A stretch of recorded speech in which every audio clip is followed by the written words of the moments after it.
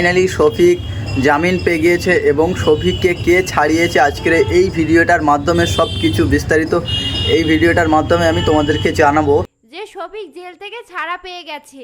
এটা সত্য না মিথ্যা জানার জন্য শফিকদের বাড়িতে গিয়েছিলাম।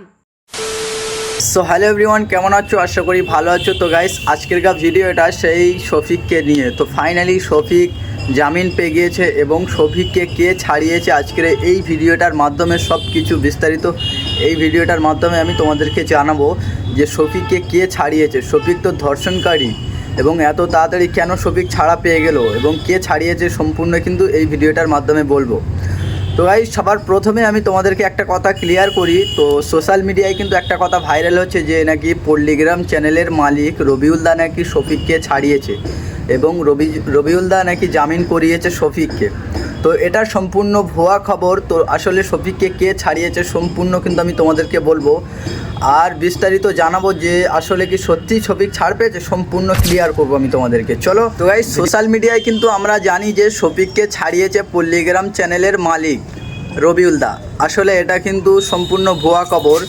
আর শফিকের নামে যে কেসটা করেছে ওই কেসটা শফিকের সৌর এবং শাওরি, তো ওনারা আবার সেই কেসটা তুলে নিয়েছে, জামিন পেয়ে গেছে শফিক।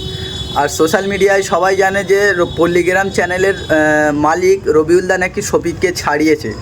তো এটা সম্পূর্ণ ভুয়া খবর।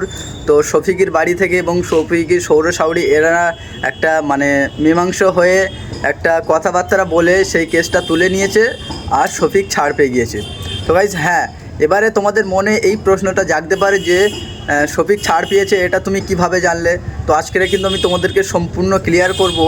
চলো, শফিকের খুব কাছের মানুষের কাছ থেকে আমরা জেনে নেবো যে শফিক ছাড় পেয়েছে কি না পায়নি। চলো তোমরা ভিডিওটা দেখো, আশা করি সব কিছু ক্লিয়ার হয়ে যাবে। চলো বন্ধুরা, অনেকেই ভিডিও করে ছাড়ছে যে শফিক জেল থেকে ছাড়া পেয়ে গেছে। এটা সত্য না মিথ্যা জানার জন্য শফিকদের বাড়িতে গিয়েছিলাম।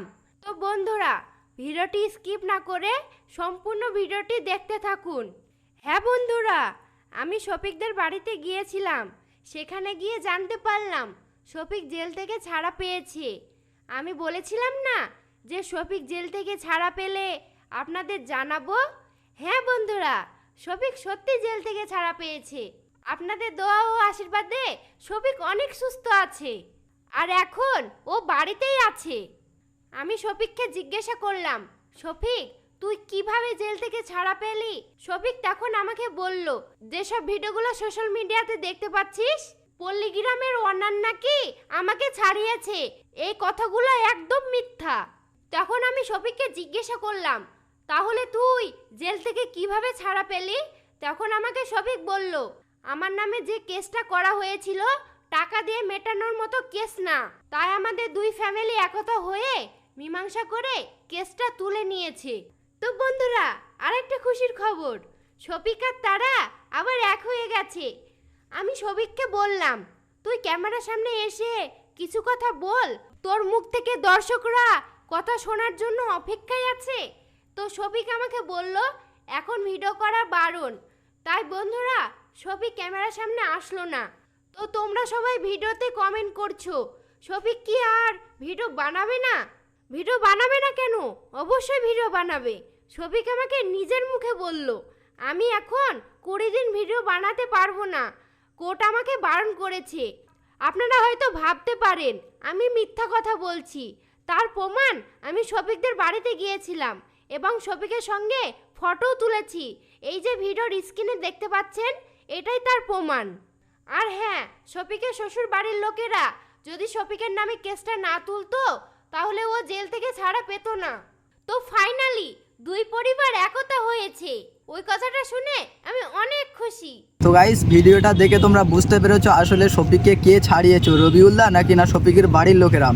তো গাইস, হ্যাঁ, শফিকের বাড়ির লোকেরা শফিককে ছাড়িয়েছে আর শফিক এখন ছাড়া পেয়ে গিয়েছে এবং শফিক কি আর পল্লিগ্রাম চ্যানেলে ভিডিও বানাবে কি বানাবেনি এটা নিয়ে আগামী ভিডিওতে আমি আসবো। আর ভিডিওটা যদি তোমাদের একটু ভালো লেগে থাকে অবশ্যই তোমরা লাইক, কমেন্ট, সাবস্ক্রাইব করবে। যারা ফেসবুক থেকে দেখছো পেজটাকে অবশ্যই ফলো করবে।